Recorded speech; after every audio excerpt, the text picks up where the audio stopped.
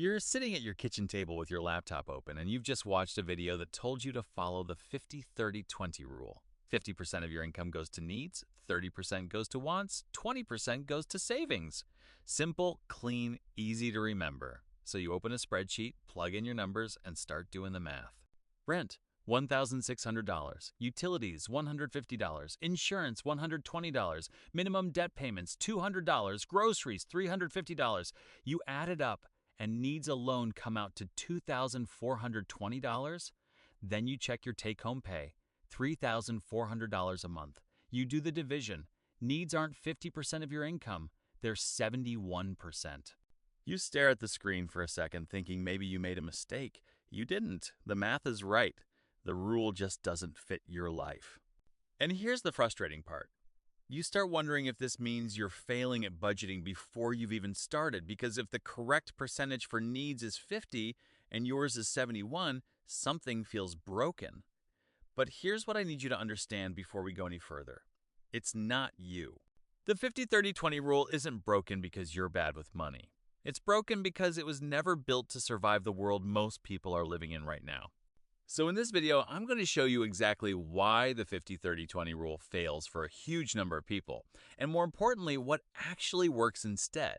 A flexible system that adjusts to your real numbers instead of forcing your real life to match someone else's percentages. My name is Steve, and I spend way too much time thinking about why popular financial advice doesn't always survive contact with reality. If you've ever tried to budget and the percentages just didn't add up to your actual life, make sure to hit the subscribe button and give this video a thumbs up, because this one might change how you think about budgeting completely. Let's start with an uncomfortable truth. The 50-30-20 rule assumes that needs, meaning rent, utilities, insurance, minimum debt payments, and basic groceries, will only take up half of your income. And for a lot of people today, that assumption simply isn't true anymore. According to data compiled by Harvard's Joint Center for Housing Studies, roughly half of all renters in the United States are considered cost-burdened, meaning they spend more than 30% of their income on rent alone. Rent alone. Not rent plus utilities plus insurance plus groceries, just rent. Once you add everything else that qualifies as a true need, many households blow past 50% before they've spent a single dollar on anything flexible. Here's why this matters so much. The 50-30-20 rule was popularized back when average rent-to-income ratios looked very different than they do in a lot of cities today. It wasn't a bad rule when it was created. It's just a rule that hasn't kept up with how much needs have grown relative to income in many places. Let's look at the math, because this channel runs on math, not vibes. Imagine two people, both trying to follow the 50-30-20 rule exactly as written. Person A lives in a lower cost of living city. They earn $3,500 a month. Their rent is $900, utilities are $120, insurance is $100, groceries are $280. Total needs, $1,400. That's exactly 40% of their income, comfortably under the 50% target. For person A, the 50-30-20 rule works beautifully. They can follow it almost exactly as written, and it gives them real structure. Now, person B lives in a higher cost of living city. They earn the same $3,500 a month, but their rent alone is $1,700. Add utilities at $150, insurance at $120, and groceries at $320, and total needs come out to $2,290. That's 65% of their income before they've spent anything on wants or savings. If person B tries to force the 50-30-20 split, they'd need needs to somehow shrink to $1,750. But rent is rent. It doesn't negotiate with a percentage rule. So person B either has to live somewhere fundamentally different, which often isn't realistic in the short term, or the entire framework quietly breaks down and they end up feeling like a failure for something that was never actually possible with their numbers. This is the core problem. The 50-30-20 rule treats every income in every city as if they have the same cost structure. They don't, which is why we need something more flexible, something that starts with your real numbers instead of a fixed formula. So here's what I call the adjusted ratio method, 4 steps. And unlike the original rule, this one bends to fit your actual life instead of asking your life to bend to fit it. Step 1, calculate your real needs percentage first. Don't assume it's 50%. Actually add up your true needs: rent, utilities, insurance, minimum debt payments, basic groceries, transportation to work, and divide that number by your take-home income. This is the number you're actually working with, whether it's 40%, 55%, or 71%. There is no wrong answer here. This step is purely diagnostic. You're not judging the number, you're just finding it.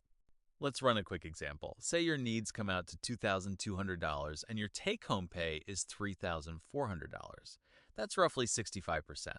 Under the original rule, that would feel like a failure. Under the adjusted ratio method, it's just your starting point, the actual terrain you're working with. Step 2. Set a protected savings percentage as non-negotiable, even if it's small. Here's where a lot of flexible budgeting advice goes wrong. People assume that if needs are high, savings should just be whatever's left over, which usually means zero. Instead, pick a savings percentage you commit to protecting no matter what, even if it's just 5% or 10%. For our example, let's say you commit to 10%. That's $340 a month automatically set aside before anything else touches your spending account. Now, here's an objection you might already be forming. Steve, if my needs are already 65% and I set aside 10% for savings, that only leaves 25% for everything else. Isn't that basically no wants budget at all? Fair point, and this is exactly why Step 2 says protected, not perfect. Even 5% consistently invested or saved is dramatically better than 0%, which is what most rigid budgets collapse into when the percentages don't fit. Something protected and small beats something ideal and abandoned. Step 3. Let wants absorb whatever's left, not a fixed number. In our example, that's roughly 25%, or about $850 a month. This becomes your flexible category: dining out, entertainment, subscriptions, anything non-essential. Unlike needs and savings, this number is allowed to be small in a high cost of living situation because it's math, not moral failure. The rule doesn't say your wants have to hit exactly 30%. It says whatever's genuinely left over after needs and protected savings is what you have to work with. Step 4. Revisit and adjust quarterly. This is the step the original rule never accounts for at all. Every 3 months, recheck all 3 numbers. Did rent go up? Did you get a raise? Did a subscription creep back in and quietly become a need in your head when it's actually a want? This quarterly check-in is what keeps the system honest over time, instead of setting percentages once and assuming they'll stay accurate forever. Now, a second objection, because I know some of you are already thinking it. Isn't this just an excuse to not save more? If needs eat 70% of my income, doesn't that mean I'm basically stuck? I understand why it feels that way, but here's the distinction. The adjusted ratio method doesn't lower your ambition. It just makes your starting point honest. Once your needs percentage is accurately diagnosed in Step 1, you can actually see clearly where the real leverage is. Maybe it's negotiating rent at renewal. Maybe it's increasing income rather than shrinking an already tight needs category. The old rule hides this by pretending everyone's needs should already be 50%. This method shows you the truth so you can actually target the right lever instead of guessing. Here's a common mistake people make even once they switch to this flexible approach. Once needs and protected savings are locked in, people treat the leftover wants category as infinite, since it's whatever's left instead of a fixed number. But whatever's left still has a real ceiling. If your wants percentage creeps up every month because you keep telling yourself it's flexible, you'll slowly erode the very savings percentage you protected in Step 2, usually by dipping into it just this once.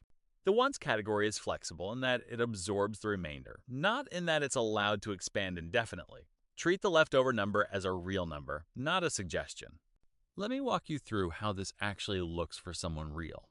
I'll call him Marcus. Marcus lived in a high cost of living city, earning $4,200 a month take home. When he first tried the standard 50-30-20 rule, he immediately hit a wall. His needs, rent, utilities, insurance, transportation, and groceries added up to $2,940. That's 70% of his income. Following the rule exactly would have meant somehow shrinking needs to $2,100, which simply wasn't possible without moving. And moving wasn't an option for his job. For months, Marcus assumed he was just bad at budgeting. Then he switched to the adjusted ratio method. Step 1, he confirmed his real needs percentage was 70%. No judgment, just data. Step 2, he committed to a protected savings percentage of 8%, which was $336 a month, automated the day his paycheck landed. Step 3, whatever was left, roughly 22% or $924, became his flexible wants budget. Still enough for real life, just not unlimited. 3 months later, at his first quarterly check-in, something had changed. He negotiated a phone and insurance bill, shaving $45 off his monthly needs.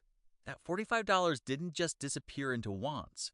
He routed it directly into his protected savings percentage instead, nudging it up slightly without touching his baseline lifestyle. 6 months in, a small raise came through. Instead of letting his wants category quietly absorb all of it the way lifestyle inflation usually happens, he split it using the same half rule this channel has talked about before: half toward savings, half toward wants. By month 9, Marcus's needs percentage was still high, still around 66%, because rent in his city hadn't changed, but his savings percentage had grown from 8% to almost 13%. Not because his needs magically shrank, but because his system was flexible enough to capture every small win instead of requiring an unrealistic 50% needs number to feel like progress. That's the entire point of the adjusted ratio method. It's not about pretending your cost of living is lower than it actually is. It's about building a system that still moves forward inside your real numbers instead of collapsing the moment those numbers don't match a percentage someone else came up with. So let's recap. Step 1, calculate your real needs percentage first. No judgment, just data. Step 2, set a protected savings percentage as non-negotiable, even if it starts small. Step 3, let wants absorb whatever's genuinely left, treating that number as real, not infinite. Step 4, revisit and adjust quarterly so small wins compound instead of disappearing. Here's the truth most budgeting advice won't tell you. A percentage rule that was never designed around your actual rent, your actual city, and your actual income was never going to fit perfectly, no matter how disciplined you are. That's not a personal failure, that's a mismatch between a general rule and a specific life. If you've been feeling guilty because your numbers don't look like 50, 30, 20, I want you to let that go right now. The goal was never to hit someone else's exact percentages. The goal is building a system that still moves you forward inside the numbers you actually have. If this video helped you see budgeting a little differently, hit subscribe because that's exactly the kind of practical, no-fluff approach this channel is built on. And I'm curious, what percentage of your income actually goes to needs? Let me know in the comments because once you know your real number, you can finally start working with it instead of against it.